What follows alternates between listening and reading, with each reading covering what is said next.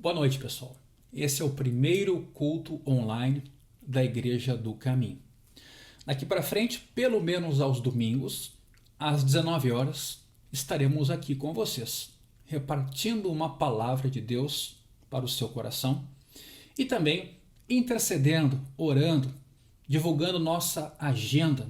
Além disso, nos mantendo conectados. Em razão dessa crise toda, crise humanitária e mundial, suspendemos nossas atividades no Colégio Batista e, claro, esperamos que dentro, em breve, possamos estar de novo naquele espaço, cultuando a Deus juntos. Não é fácil, é um período difícil para todos nós. Ao final dessa mensagem, eu vou estar com vocês ao vivo, fazendo uma live no nosso Instagram, no Instagram da Igreja do Caminho. Acompanhe a gente, no finalzinho, um momento de maior interação com vocês todos.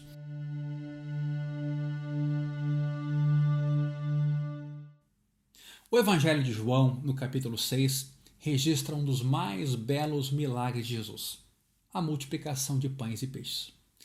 Logo no capítulo 6, no começo, já havia uma multidão seguindo Jesus por causa dos milagres que ele fazia na cura dos enfermos. Com essa multidão, Jesus estava, também os discípulos, a Páscoa estava próxima, então ele pergunta a Filipe: Filipe, onde compraremos pães para tão grande multidão? 5.000 homens, além de mulheres e crianças. João, que registra a narrativa, escreve que Jesus, na verdade, já sabia o que ia fazer, mas faz a pergunta para testar os discípulos. Ora, quantas são as situações ou crises que a gente vivencia onde Deus nos permite gerir ou oferecer uma resposta a uma crise? Pois Filipe, com a sua racionalidade, chega à conclusão de que nem 200 denários eram suficientes, para poder alimentar aquele grupo todo. Lembrando que um denário era o salário médio por dia de um trabalhador naquela época. Aí então vem André, que tem um garoto consigo com 5 pães de cevada, um pão mais simples, para gente menos abastada, e 2 peixinhos. Mas ele diz, diante do desafio e da multidão, o que são esses elementos? Então Jesus entra no circuito. E quando Jesus entra no circuito, ele já manda as pessoas se assentarem na relva, exerce controle, é seguro do que vai acontecer.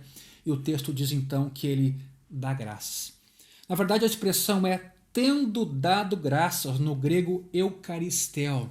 Daqui vem a palavra Eucaristia, ações de graça, a nossa Santa Ceia. Ele agradece pelos elementos e aparentemente eles se multiplicam e atendem à demanda. O texto diz que o alimento é distribuído tanto quanto queriam e mais, ficam todos satisfeitos. Então Jesus diz aos discípulos: recolham o que sobrou para que nada se perca. Talvez aqui uma orientação muito clara para todos nós. Deus é generoso, é uma fonte inesgotável, mas não desperdiça seu tempo, nem os seus recursos e nem quer que nós façamos o mesmo. Aliás, em Provérbios 11:24, nós aprendemos que o generoso, quando dá, tem suprido a sua fonte e nunca lhe falta, mas o mesquinho acaba perdendo até o pouco que tem. Por que 12 cestos? Talvez uma referência aos 12 apóstolos, ou talvez uma referência às 12 tribos de Israel. Uma mensagem de Jesus para todos, dizendo que todos podiam ser supridos com aquilo que ele era. A questão aqui não é o milagre. A questão não é a multiplicação de pães e peixes em si, mas o uso que agora pessoas queriam fazer daquele sinal. Ora, às vezes ser bíblico não é conhecer textos bíblicos, mas como esses textos se relacionam e como nós o aplicamos em cada situação da vida.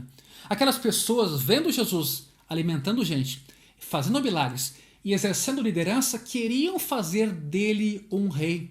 E disseram, é o profeta que devia vir ao mundo. É justificável a fala também. Moisés também foi um profeta por meio de quem o maná chegou no povo de Israel no meio do deserto. Em Deuteronômio 18, também já fazia uma referência a um profeta semelhante a Moisés que um dia viria. Então os judeus aguardavam o Messias, aguardavam esse profeta, eles queriam se libertar desse domínio romano que tanto oprimia a nação de Israel. O que fez Jesus quando perceberam que queriam aclamá-lo rei? Se escondeu, fugiu, foi para um lugar solitário, foi para um monte. E eu não consigo aqui deixar de lado a tentação de Jesus no deserto, quando o diabo ofereceu tudo para ele se ele prostrado o adorasse. Ou seja, era uma proposta de pacificação do mundo, talvez pela via política ou por um outro caminho, mas não pela cruz, não pelo perdão dos pecados, não pela ressurreição. Jesus negou essa proposta. O interessante não é só essa história e esse desfecho mais imediato. O interessante é que essas pessoas que comeram dos pães e se fartaram, depois cruzaram o Mar da Galileia, foram em direção a Jesus e o encontraram. Sabe o que ele diz? Muito importante a gente ter essa noção e não recortar os milagres tirando desse contexto maior. Jesus responde: vocês me procuraram não porque viram sinais, atenção, mas porque comeram os pães e ficaram satisfeitos. Se eu entendo que a palavra sinal é apenas uma espécie de indicativo para algo maior, Jesus estava dizendo, talvez, que infelizmente aquelas pessoas se ativeram somente aos pães e aos peixes multiplicados e à comida que foi servida. Talvez não se ativeram a quem multiplicou a comida e a quem podia dar mais do que a comida. Vocês não atentaram de fato para o sinal. Vocês vieram atrás de mim agora por causa da comida. E ele continua: trabalhem não pela comida que se estraga. Obviamente que os pães e os peixes estavam ali em questão, e por que não dizer bens materiais, por que não dizer até mesmo saúde física, mas trabalhem pela comida que permanece para a vida eterna, a qual o Filho do Homem dará a vocês, porque Deus, o Pai, o confirmou com o seu selo. Ora, o livro de Marcos já tinha registrado também que os discípulos não haviam entendido o milagre da multiplicação dos pães e dos peixes, porque o coração estava endurecido. Talvez eles mesmos tiveram em Jesus uma expectativa de que ele fosse um rei e um libertador. Na verdade, o tema aqui não era trabalhar por comida ou por vida eterna, porque depois essas pessoas perguntam: mas então o que faremos para realizar as obras de Deus? E Jesus, para dar a entender com clareza que aquilo que ele queria dar era gratuito e era por fé, ele responde: a obra de Deus é essa, que vocês creiam naquele que ele enviou. Meus amigos, meus irmãos, estamos diante de uma crise. Estamos hoje diante de um cenário caótico que tomou contornos de pandemia. Quer dizer, é possível que as pessoas adoeçam e morram. Vamos nos desesperar? Vamos nos debater até a morte? Vamos dizer que toda a esperança de salvamento acabou, quando na verdade nós temos alguém que cuida de nós, que se importa conosco e que nos diz para olharmos para além das aparências, além dos elementos materiais, além da doença, além até mesmo da vida humana neste plano. Pois bem, essas pessoas não estavam satisfeitas com a primeira resposta de Jesus. Elas insistem, elas querem mais sinais. O texto diz: que sinal o Senhor dará para que vejamos e creiamos no Senhor? O que mais o Senhor pode fazer? E as pessoas, quando fazem a pergunta, dizem: porque os nossos pais comeram no maná, no deserto, comeram pão do céu. Imagina o que estava na cabeça delas. Ora, a gente comeu durante um certo tempo. Não foi um milagre isolado aqui ou acolá. Deus nos supriu com pão do céu durante um certo tempo. E tu, o que tens a dizer? Olha a resposta de Jesus aqui. Em verdade, eu digo a vocês, não foi Moisés quem deu o pão do céu que vocês comeram, ou os pais de vocês. Quem dá o verdadeiro pão do céu é o meu Pai. Porque o pão de Deus é o que desceu do céu e dá vida ao mundo. De novo, Jesus foge dos elementos físicos, daquela comida que perece, dos dilemas da vida humana, das limitações que a gente tem na área da saúde, das limitações que a tecnologia e a ciência nos oferecem. Quem diria que o Brasil ia passar o que está passando? Nós aqui sempre estivemos distantes de crises religiosas, crises humanitárias, crises étnicas, né? Nós sempre aqui nos consideramos uma nação pacífica e segura, e o que vemos hoje no mundo inteiro, gente confinada aos seus apartamentos, suas casas, seus sítios, não sabendo como lidar com a crise, sem recurso médico, sem recurso científico, sem vacina, gente morrendo. E o que fazemos?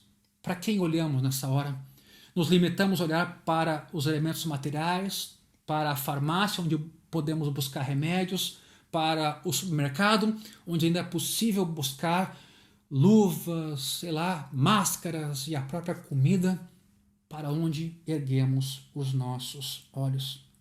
Ora, quando Jesus então diz isso,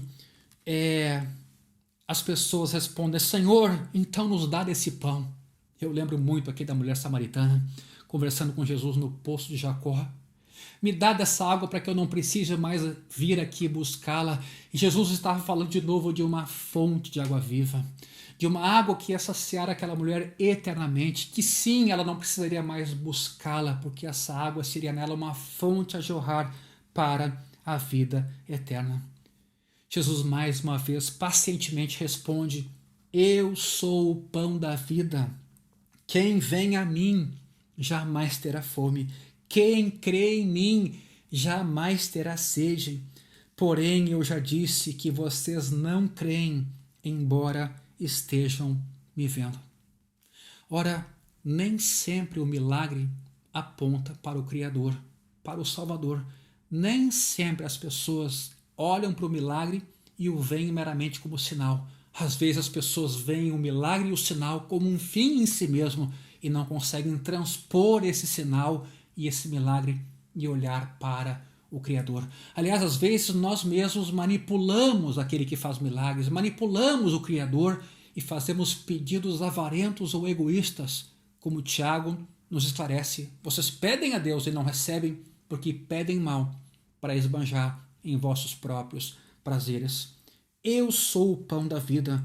Há um texto muito belo em 2 Coríntios capítulo 8, versículo 9, que vai lidar muito bem com essa questão, quando ali Paulo, falando sobre Jesus, diz assim: porque vocês conhecem a graça do nosso Senhor Jesus Cristo, que sendo rico, se fez pobre por amor de vocês, para que, por meio da pobreza dele, vocês se tornassem ricos. Jesus abriu mão da sua glória, se fez carne, morreu numa cruz injustamente, crucificado, foi tido como maldito, para que nós tivéssemos vida, verdadeira libertação. E às vezes nós pegamos as migalhas, nos limitamos a milagres físicos, nos limitamos a bênçãos materiais, nos limitamos a uma suposta saúde ou segurança física, e na verdade Jesus nos quer dar muito mais do que isso: o pão vivo, a verdadeira água que sacia a nossa fome e a nossa sede. E ele ainda assim mostra que mesmo muitas vezes vendo milagres e sinais, nós não cremos nele. Ele continua: porque todo aquele que o Pai me dá, esse virá a mim, e o que vem a mim de modo algum eu o lançarei fora. A gente aprende uma coisa muito nítida aqui: se estamos salvos em Cristo, foi porque Deus quis. E esse Deus que nos salva em Cristo promete não soltar a nossa mão, promete não nos abandonar e nem nos lançar fora. Isso mostra que nós somos impotentes diante da ação de Deus. Nós somente respondemos em gratidão e em fé, e a própria fé é dom de Deus, é Ele que nos dá para respondermos ao seu clamor e à sua demanda e à sua busca por cada um de nós. Olha, essa fala de Jesus se repete mais 2 vezes aqui. Nos versículos 44 ele diz: ninguém pode vir a mim se o Pai, que me enviou não o trouxer, e eu o ressuscitarei no terceiro dia. Também nos versículos 64 em diante diz, ninguém pode vir a mim se não lhe for concedido por meu Pai. Meus irmãos, meus amigos, é hora de olharmos para o céu. É hora de olharmos para além daquilo que é material. É hora de não nos desesperarmos, de confiarmos em Deus. Todos os cabelos de nossa cabeça estão contados. Nada Deus permite que aconteça sem que Ele consinta. E se Ele consentir, que assim o seja. Glória a Deus por isso, porque Deus sabe o que é melhor para nós. Tudo coopera para o bem daqueles que amam a Deus, daqueles que são chamados segundo o seu propósito. Se a videira não der fruto, se não houver fruto na vide, ainda assim eu bendirei o Senhor, porque o que esse mundo me pode oferecer? Hoje as pessoas em casa confinadas, têm dificuldades até de serem felizes, porque até então nós somos muito dependentes de serviços, do entretenimento, nós somos muito dependentes dos ídolos que nós mesmos construímos e que tomam o lugar de Deus, aquilo que realmente nos sacia, nos alimenta e nos oferece esperança de vida. Ora, esse discurso aqui foi duro.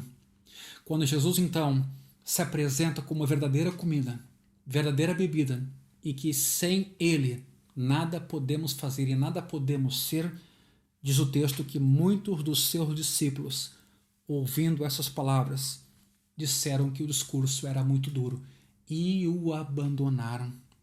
Jesus, mesmo diante deste cenário, pergunta: isso escandaliza vocês? Que acontecerá então se o Filho do Homem subir para o lugar de onde saiu, para o lugar onde antes estava? E ele explica: o Espírito é o que vivifica, a carne para nada aproveita, as palavras que eu lhes tenho dado são Espírito e vida. Seguidamente a gente ouve esse tipo de fala, palavras sem poder não tem valia alguma, mas aqui a gente percebe que essas palavras são carregadas de espírito, carregadas de vida. Jesus está dizendo aqui para aqueles seres humanos que eles eram muito limitados na sua racionalidade, nas suas condições emocionais, nas suas condições físicas, e ao abandonarem Jesus como discípulos que já outrora haviam sido, na verdade eles não estavam percebendo a riqueza, o poder e o valor que Jesus tinha e a sua mensagem e as suas palavras ofereciam espírito vivificante. Ora, não satisfeitos, outros discípulos também começaram a abandoná-lo e já não andavam mais com ele, diz o texto. E Jesus então se volta para os 12 e pergunta: vocês também vão embora? E Simão Pedro, sempre muito franco, muito direto, responde: Senhor, para quem iremos? Só o Senhor tem as palavras de vida eterna. De novo, palavras. Jesus ali simbolizava uma esperança. Jesus ali fazia milagres, sim, curava enfermos, sim, multiplicava pães e peixes, sim, mas ele falava de uma vida eterna, de um novo céu, de uma esperança de perdão, dizendo que a vida não se resumia a esse mundo, que havia um verdadeiro pão, uma verdadeira bebida que saciariam a fome e a sede eternamente, coisas que transcendem aquilo que esse mundo material nos pode oferecer. Ora, para onde iremos se só o Senhor tem as palavras da vida eterna? E nós temos crido e conhecido que o Senhor é o Santo de Deus. Meus irmãos, meus amigos, estamos numa fase difícil da vida humana. Nem por isso vamos nos desesperar. Também não vamos ser ingênuos, não vamos ser imprudentes. Não vamos fazer de conta que nada está acontecendo. Mas, por outro lado, somos povo de Deus, somos escolhidos por Ele. E aqueles a quem Deus escolheu, Ele não vai lançar fora. Ele para nós será comida e bebida verdadeiras. E mais, Ele nos ressuscitará no último dia. Ora, é preciso considerar sim a hipótese de que também esse mundo está sendo convidado a refletir. É preciso também considerar a hipótese de que Deus pode também estar exercendo juízo, mas um juízo misericordioso, querendo chamar o homem de volta para ele, reconciliando o homem da sua alienação, da sua crise de bens e serviços, da sua idolatria de si próprio, para que se volte para o verdadeiro Deus, encontre perdão, encontre salvação, encontre justificação. E um salmo muito oportuno numa crise como essa, salmo esse inclusive que já postei nas redes sociais quando comunicamos qual seria a atitude da Igreja do Caminho em relação à proliferação do vírus e o uso do salão que até então estávamos fazendo no Colégio Batista. A gente usou o Salmo de número 57, versículo 1 em diante. Tem misericórdia de mim, ó Deus, tem misericórdia, pois em ti a minha alma se refugia. À sombra das tuas asas me abrigo, até que passem as calamidades. Às vezes, as calamidades não vão cessar diante da provocação que nós fazemos de Deus.